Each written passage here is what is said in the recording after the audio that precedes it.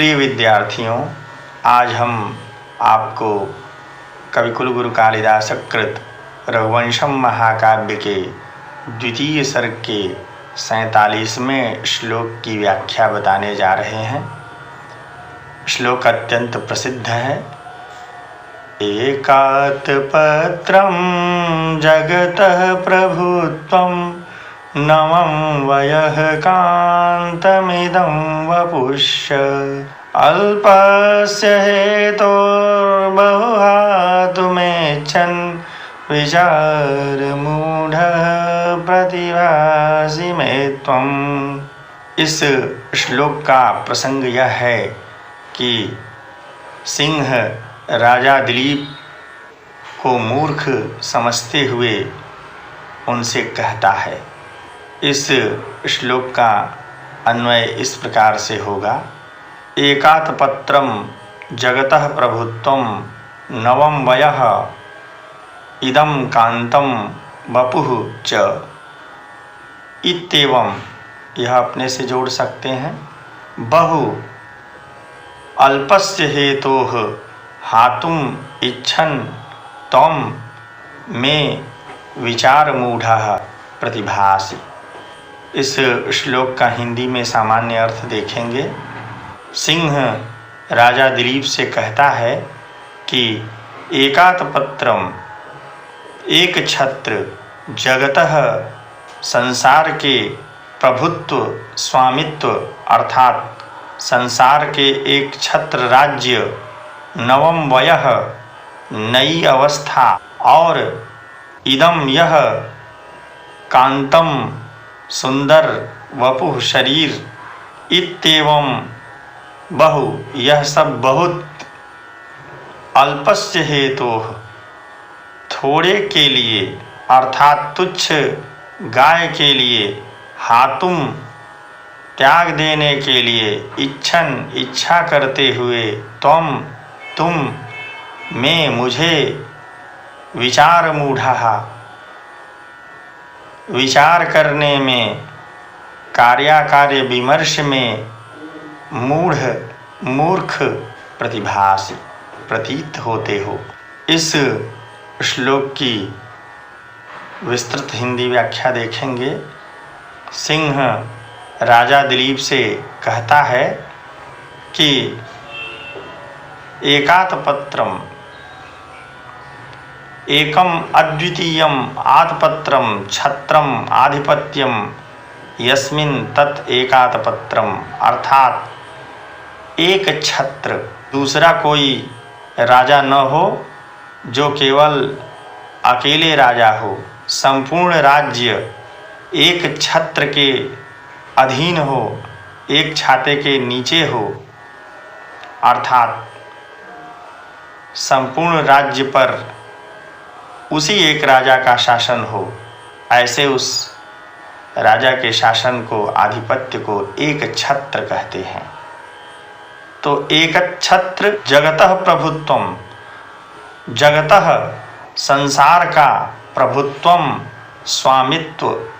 सिंह के कहने का अभिप्राय है कि हे राजन, सारे संसार पर तुम्हारा एक छत्र आधिपत्य है, सारे जगत के तुम अकेले स्वामी हो। और नवम वयः नई अवस्था अर्थात युवावस्था, तुम्हारी जो अवस्था है वह नई है, अभी भोगों को भोगने योग्य अवस्था है। और इदम यह कांतम सुंदर वपुः शरीर, अर्थात यह जो तुम्हारा शरीर है वह भी सुंदर है, स्वस्थ है, अर्थात भोगों को भोगने योग्य है। तो संसार का एक छत्र राज्य, नई युवावस्था और यह सुंदर शरीर, इत्येवं बहु यह सब बहुत है। कहने का भाव यह है कि ये सभी चीज़ें अत्यंत दुर्लभ होती हैं, जल्दी किसी को प्राप्त नहीं होती। यह सब बहुत, अल्पस्य हेतु थोड़े के लिए, अर्थात उस तुच्छ गाय के लिए, उस तुच्छ नंदिनी नामक गाय के लिए हातुम त्याग देने के लिए इच्छा करते हुए तुम में मुझे विचार मूढ़ः विचारे कार्याकार्य विमर्शे मूढ़ः मूर्खः, अर्थात विचार करने में, कार्याकार्य विमर्श में क्या करना चाहिए क्या नहीं करना चाहिए, इस विषय में विवेक करने में मूढ़ः मंद अथवा मूर्ख प्रतिभासी प्रतीत होते हो। सिंह का कहने का भाव यह है कि यह एक तुच्छ गाय, इसके बदले तुमने जो अपने शरीर को मुझे अर्पित कर देने का प्रस्ताव रखा है, इस गाय के बदले जो तुम यह कह रहे हो कि तुम्हें खा लूँ और इस गाय को छोड़ दूँ, तो यह तुम एक तुच्छ गाय के लिए बहुत कुछ अपना त्याग देने वाले मुझे मूर्ख प्रतीत होते हो। कहने का भाव यह है कि जब राजा दिलीप ने सिंह से कहा कि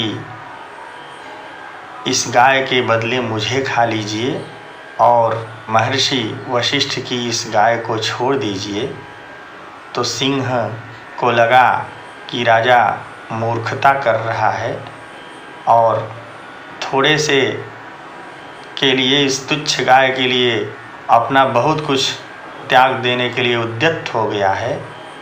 तो सिंह राजा दिलीप को समझाते हुए उसकी मूर्खता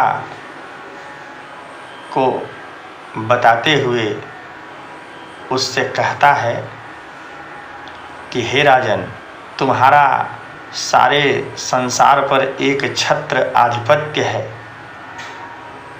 तुम समस्त जगत के एक छत्र स्वामी हो, राजा हो।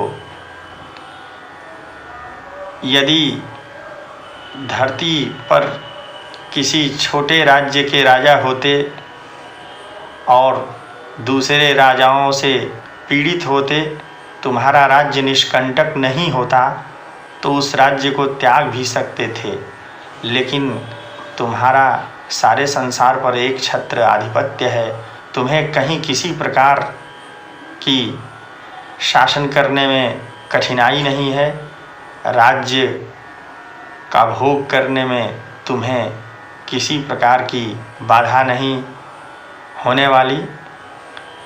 ऐसे राज्य को तुम क्यों एक तुच्छ गाय के लिए गंवा देना चाहते हो? इसी तरह तुम्हारी यह नई अवस्था है, तुम्हारी जो अवस्था है अभी भोगों को भोगने योग्य है, और यह अवस्था बहुत दुर्लभ होती है, जीवन में केवल एक बार ही आती है।